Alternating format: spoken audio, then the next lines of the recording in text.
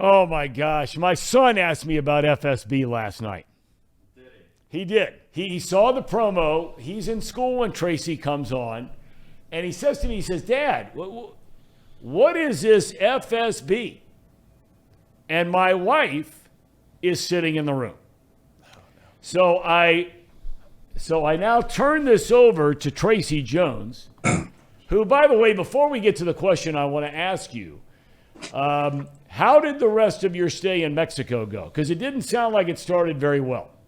You know, it was up and down, and I'll maybe talk about it on Thursday. I kind of wanted just to keep it hardcore baseball today because I do, Thom. I got a question for you. And No. Before you go any further, I'm not going hardcore baseball today. We can talk a little bit of baseball, but no. People want to hear about your trip. Okay, here we go. You ready? A fatal sperm backup is what FSB, in case your son didn't know what that is. And Polly, did you tell Polly what that was? I said what it was out loud. He's 17 years old, so I'm not going to sit there and start burying stuff, under the rug and any of that kind of thing. I still am quite sure he's naive enough to not understand what that really means as it pertains to being a married man. If you were me, how would you have handled that? What would you have said to him with Polly in the room? Are we talking about like a birth control thing? Would you tell him to wrap it up or pull and pray? What would you tell him, Thom? No, I'm saying the concept of fatal sperm backup. I think most men would understand that have been married a long time. They get it. But I'm saying to you last night when I'm just sitting there and we're flipping through the channels and he wants to watch a football game and we're sitting there and all of a sudden he says to me, Dad, I was off school today and I watched your show. We're talking about the show and then he saw some promo. He says, what was Mr. Jones talking about with FSB? What is FSB? How would you have handled that when you were raising your son, sitting there with your ex in the same room? Well, I would, my ex, that was funny. Hunter and I had this conversation actually when he was 8 about FSB. I says, whatever you do, never marry a woman that you have to suffer through this FSB because it's hurt. It hurts a lot, Thom, as you would know. Don't you think? Or is 8 years old too early to talk about this stuff? Hey, if you're getting a jump on it and you're laying it out there on the line, it's probably not too early. Did he remember anything about it as the years went by, the subsequent years moved on, as he reflected back on that with you as some of your parental guidance as an 8-year-old? No, Hunter's a great listener. He's been married for 2 years and he has 2 kids. So obviously he is not experiencing FSB. So he does listen to his old man. And he was a good baseball player too, Hunter was. He was. He made it to AAA, big league camp. He just couldn't get over the hump. And Thom, you watch players nowadays, they're so good. They're so much better than when I played. Players are faster, stronger in every sport. And especially baseball. We talk about that damn bullpen. Guys coming out throwing 95, 96. We didn't have players like that. I know we've mentioned it a couple times on the show, but it's so true. I just think it's really tough with players coming from Venezuela and Japan and all over the world to actually make it in the game of baseball. All right, so we'll stay serious here for a few minutes. We'll circle back to the rest of your trip near the end here. The Indians/Guardians. Tonight in the Bronx. You've played at Yankee Stadium many, many times. Place is going to be jumping. I think the vibe's going to be a little bit different at 4 o'clock in the afternoon than it would be at 7 o'clock at night. But it's a winner-take-all game. What do you think happens? Yankees will win this. This is a no-brainer. And why they win? Let me ask you this, Thom. Why do you have me on the show? First of all, and this is why I was going to come out. Why do you have me on the show? You can get any baseball experts you want, and yet you chose Tracy Jones. Why did you?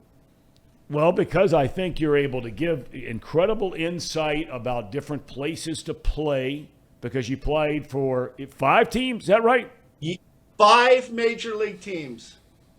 Okay, so you start there. You were a guy that I mean, it looked like you were going to be a superstar, and then injuries got you. I was telling my son this last night. He's like, what was the deal with Tracy Jones as a ball player? I was explaining it to him in a very serious way. I'm like, this guy I thought was going to be a great player for a long time. You could do everything. You can relate to the guys that can hit. You relate to the guys who can run. You relate to what it's like to face 90 and 95 mile per hour fastballs. And you're able to have a little fun. So that's a good combination. Okay. But the main thing I think why you have me on here, and we've talked about this, is I see things that you people don't see. You do. Yeah, I mean, okay. I didn't say that one because I think that's been proven over and over, and that's an obvious. Okay. But see, here's the thing. We had a little discussion going back last week, and I said that the Padres will beat the Dodgers. Remember when I said that, Tom? And you kind of made fun of me? Yep. Yeah. Well, why do you think I chose to go with the Padres over the Dodgers? Now, remember, the Padres were 22 games behind the Dodgers. The Dodgers beat the hell out of them head-to-head. Yep. Why do you think I went with the Padres? Because I think you see things that the rest of us as normal mortals just simply don't see. Bingo. And here's what happened. And I pulled this up a couple of days ago, about 4 days ago. Now listen, why do you smile? Because you amaze me with this stuff, and you did pick San Diego. So please, go ahead. What did you see? Okay, so talk is cheap. Talk's BS. I actually put money on the Padres to win the series. I'll tell you why. And this came out of, I think, the Orange County Register. Padres attempting to limit Dodger fans at Petco Park with geofencing technology known as location-based buying. Are you familiar with this technology? No, I am not. I'm interested to hear about it. It's very interesting. This is groundbreaking stuff, people. All kidding aside, everything's always a joke with Thom Brennaman, right? Well, now I'm being serious. This is buying a ticket is linked to a zip code, the credit card, to a zip code. Okay, here's the problem that the Dodgers and the Padres had. Not the problem for the Dodgers, but for the Padres. When you went to a Padre game, it was about 60-40. 60% Padre fans, 40% Dodger fans. Padres didn't want that, right? They wanted all Padre fans. So they did this geofencing technology, and anyone out of the zip code, true story, you can look this up, out of the zip code were not allowed to buy tickets. They could buy tickets, but it would be refunded. I think this is groundbreaking. This is huge. Do you know how big playing games at home? Do you know the Milwaukee Brewers were under 500 away? And the St. Louis Cardinals under 500. I mean, they had terrible records away. But at home, they were dangerous. This is your 10th man. This is your X factor. This is big games. It's a no-brainer. The Yankees are going to kill them because of Geo. And I don't know if the Yankees are doing it, but I'm sure every major league team's going to be doing it. Football teams are doing it. The Rams did it with the San Francisco 49ers, and I think this is groundbreaking. I think it's a big, big deal. And you know what? Nobody's talking about it except off the bench with Thom Brennaman and Tracy Jones. I think it's big news. You know what? I think that is fascinating. I really, truly do. I'm not joking about that in any form or fashion. And look, anybody, and I've said for years that anybody that's been to San Diego when the Padres are good, and look, those have been few and far between.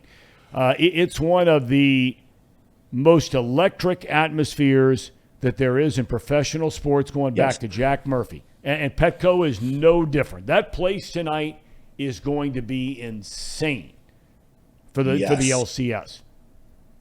Well, just getting back to the Padres, Blake Snell, who pitched in Game 3, said he's never felt energy coming from a ballpark, from the fan and the crowd. To have 45,000 and no Dodger fans in the stand, I mean, a couple going to filter in, but they were all Padre fans just into it. And I tell you, this geofencing technology, I think, is you can take it a step further. Okay, let's say this, Tom. Let's say if you're the Reds, okay, And that's where I was going with this, because they're not going to put any geofencing up right now. They'll sell any ticket to anybody they can. Especially against the Cubs, right? They need the Chicago Cubs money. I understand. But let's say the Reds improve in the next couple years, and you're going to have a high-end night at the ballpark, right? So it's a national TV game. Maybe you're playing the Dodgers. You're going to be on TV.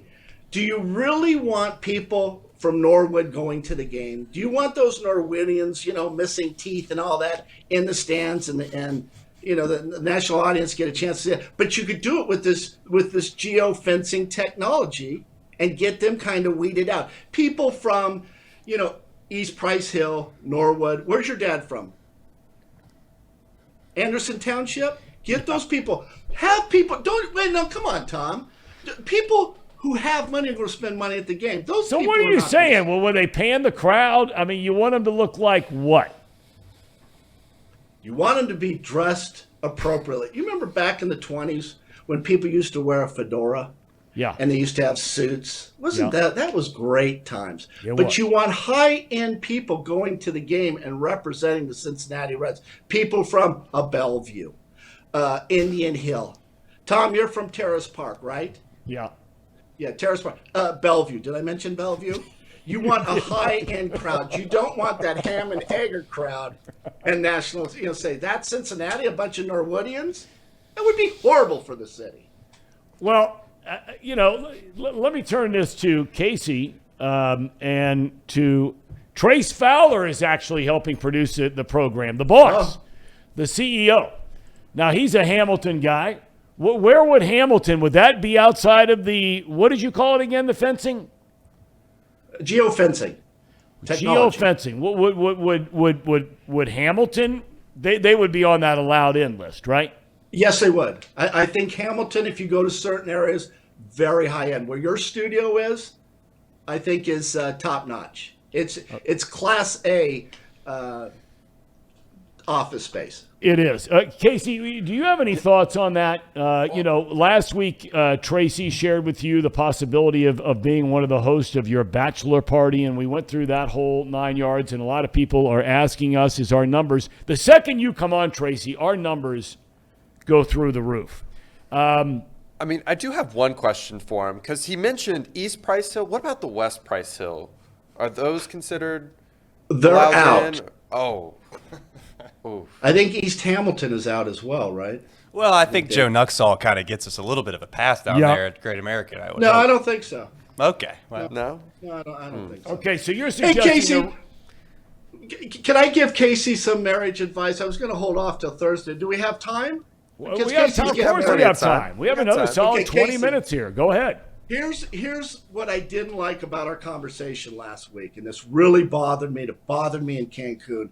Your wife is thinking about having a bachelor. He's not married yet. He's not married yet.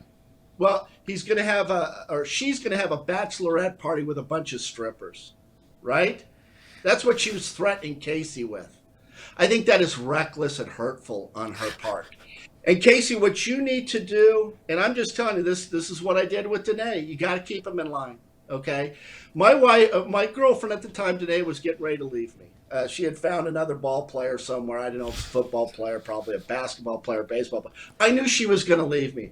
And Casey, you know what I did? What did you do? She would make trips from El Segundo or Los Angeles to Cincinnati. And what I would do is I would send her, when I knew she was going to be here, I would send a dozen long stem roses to my condo. So she would see someone would bring the roses, and Danae goes, who are those roses for? And not for Danae, they were for me. They were addressed to me. Someone was sending me roses, if you could believe that. You should have seen her. Boy, did she get jealous. Women get jealous, and they're very competitive. Women are very smart, too. That still didn't work with Danae. You know what I did, Case? What did you do? Ready for this? I went to the mall, and I got some lingerie. And when she came back to town, I got it. I put it in the back seat of the car. And she's like looking around, and that's after the second day, she found it. She goes, what the hell is this? Who was back here? I said, I have no idea. And the rest is history. She wanted to marry me just like that. And Casey, you need to do this with your fiance. I really think that would help. Make her jealous. I think that's good for a. And I'll tell you what I did too, Casey. I didn't want to say anything, and this will really make her jealous. The lingerie, the panties, the bra size was a double D. That I think put it over the top. It kept her in line. I don't think the same strategy will work, especially because she watches the show. So any advice you give me, she's just gonna hear it, and now she knows the gig. I can't go do that now. That was a good point. I didn't even think about that. Yeah, I'll come up with some more things to make her jealous. Keep her in line, Casey. I'm telling you. It seems like the same strategy being implemented in the chat with Sally. What do you think, Tracy? Yeah, it is. Yeah, it is. Oh, boy. All right, you so guys. listen. I want to get your predictions, though, before we wrap up and talk about Mexico. You're saying the Yankees win tonight, so the Yankees move on to face Dusty Baker and the Astros beginning tomorrow night. So you're saying Yankees v. Astros. We know it's Philly v. San Diego. Who wins those series? I think it's San Diego against Houston. I think that's a good series. And I got to go with Dusty Baker. I really like Dusty. He was my hitting coach in San Francisco. He was actually he's probably the only person that actually liked me. My teammates didn't like me, and I know the coaching staff did not. Roger Craig hated me, by the way. Why? But because I was not very good. I had a $186. But Dusty was always wanting to help me. He threw me extra BP. And before I was traded, listen to this. He says, Trace, we're out in the outfield. He says, Trace, I know you're not happy here. He said the Tigers are wanting to trade for you, and they've got their scouts here. And he says, I would have a good game. Now, I happened to just have a really good game. I drove in 7 runs in one game. That actually tied Willie Mays. But it's not a big deal, Tom. I mean, you drive in 7 runs.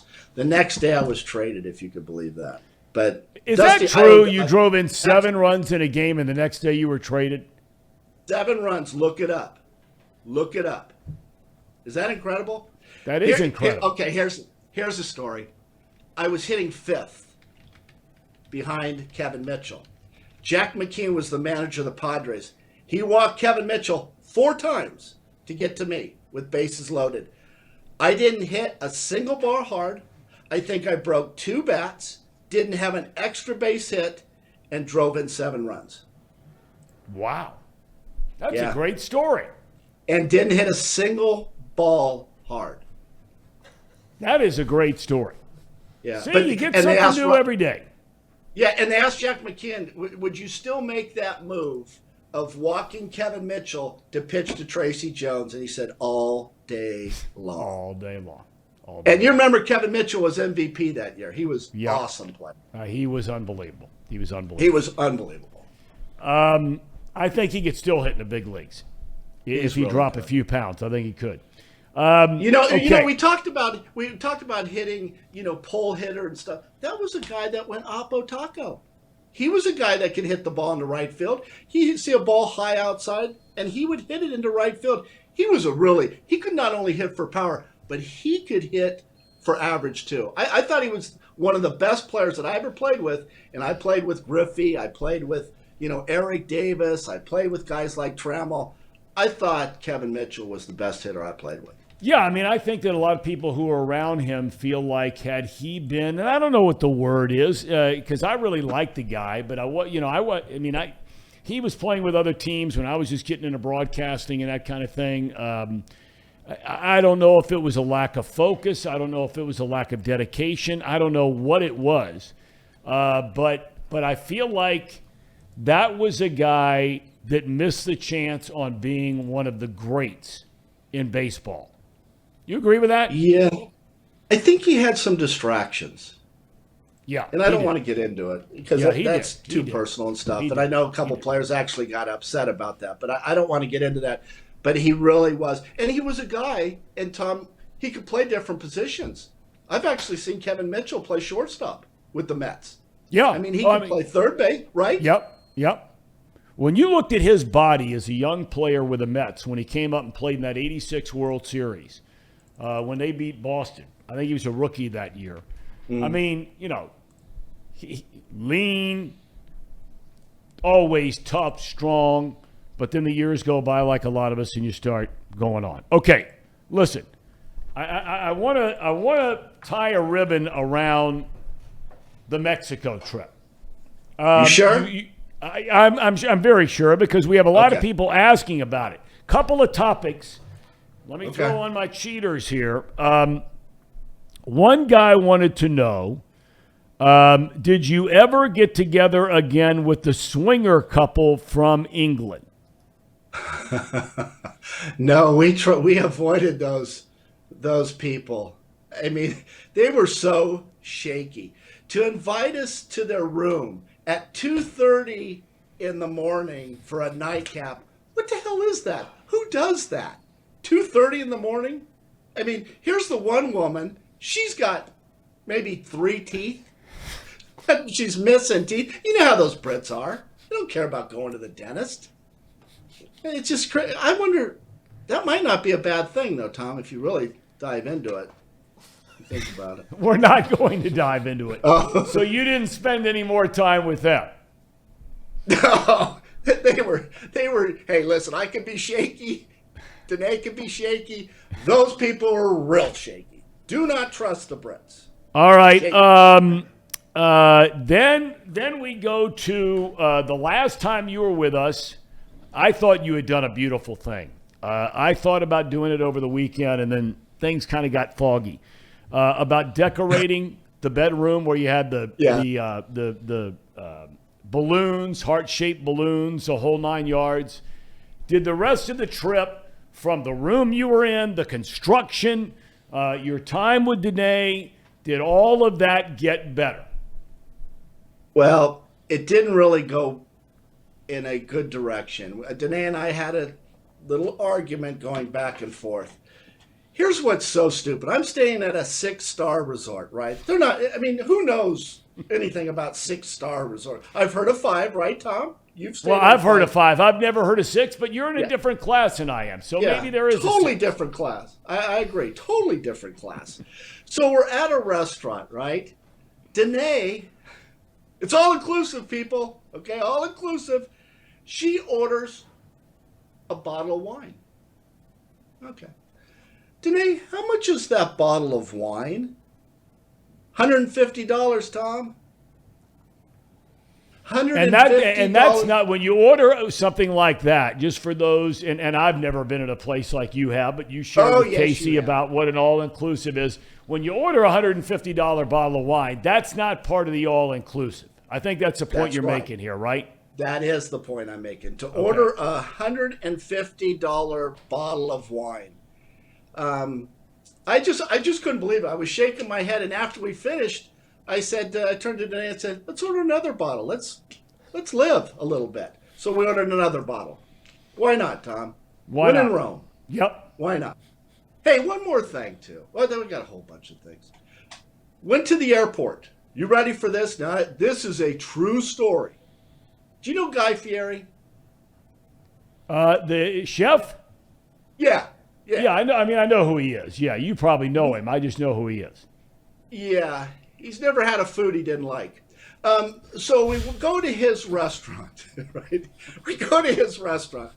I said today, "Do you want to eat?" "Yeah, I'm a little hungry." "Okay, let's go eat." So we sit down at Guy Fieri, order a hamburger, fries, and a Coke. Now, the Coke you can't refill.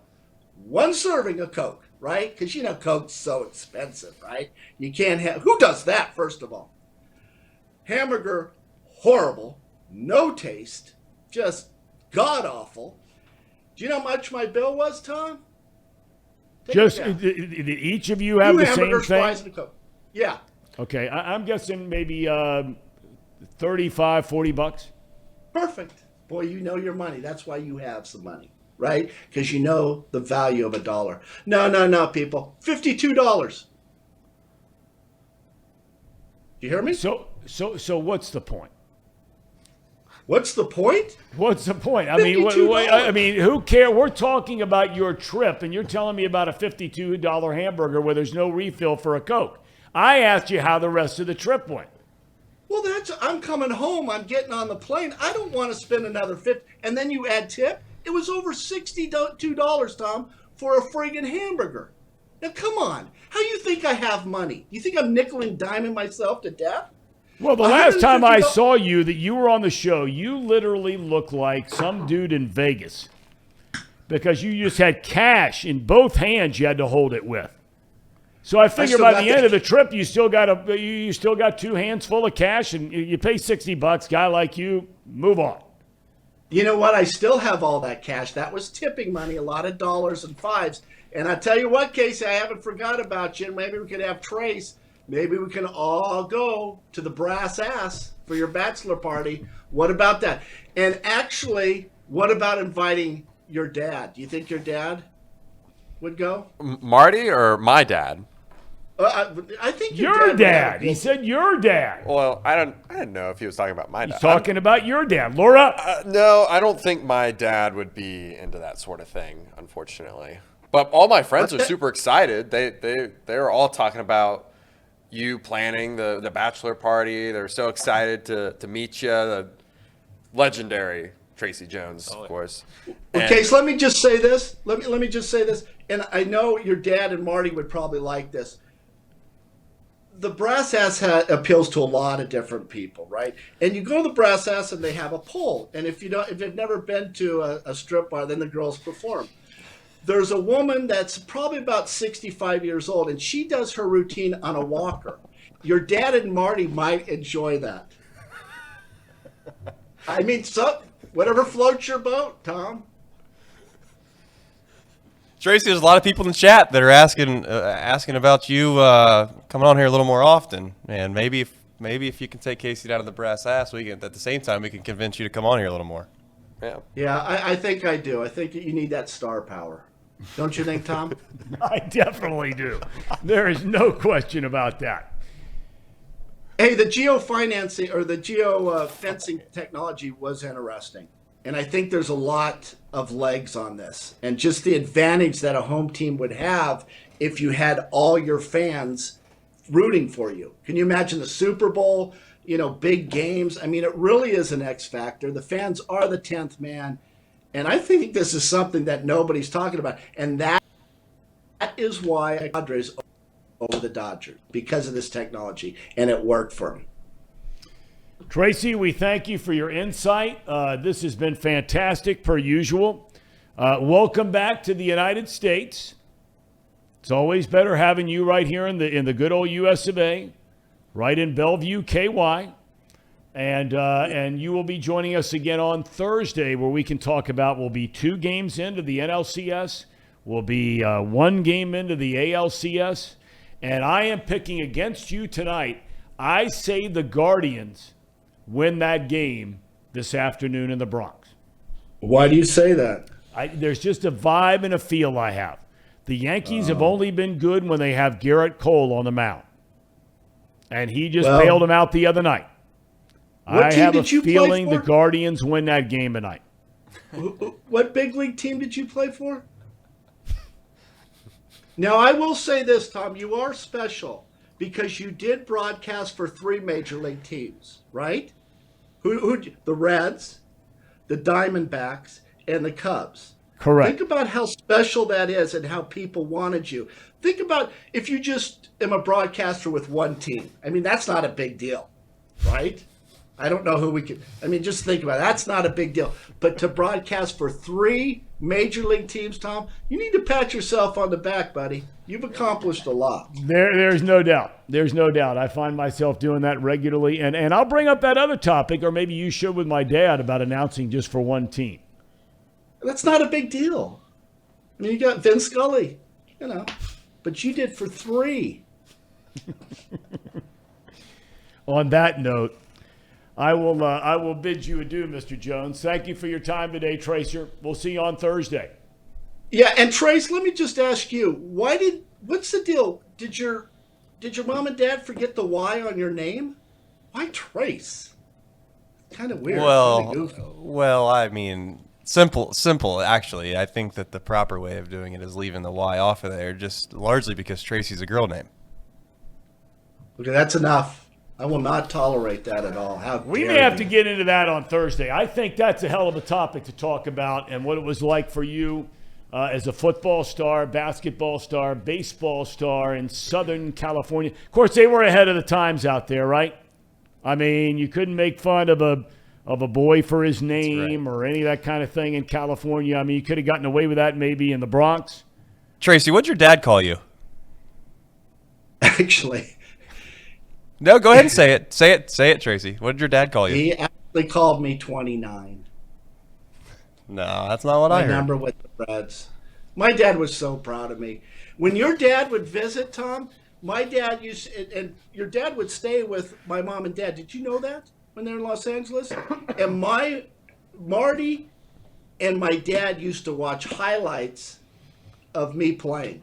And Marty seemed to enjoy it. My dad, they used to walk at night, and my dad used to wear my 24 jersey. And Marty thought that was just the greatest. I was number 24 with you. I think it's awesome. I mean, I've heard a lot of stories about your dad, and my dad loved him. I know that. Yeah. I know that. Wow. I got a whole bunch of stories. He loves strip bars, by the way. Oh, God. I tried to say goodbye before all this started again, okay? All right. Tom, I can Tracer- go another half hour. Okay, I got to go. So I'm getting a little punchy now. 3 pots of coffee. Yeah, your fasting is going well, though. Yeah, I got those kidney stones. I got to go to the doctor tomorrow. Oh, man. It's not good. No, Yesterday I that's not spent good. all day in bed. I mean, the show must go on. I've had a broken nose, right? I've had kidney stones, and yet I still go on the show. You What need does a that damn say fan, about me? Tracy. Oh, That's God. big time. Sweat like a dog. That's big time. Yeah. A lot of lights. Tracer, have a good day. Hope the doctor's All right, see you, appointment boys. goes well. We'll talk more about that visit on Thursday. All right. I'll see you guys. All right. Tracy Jones.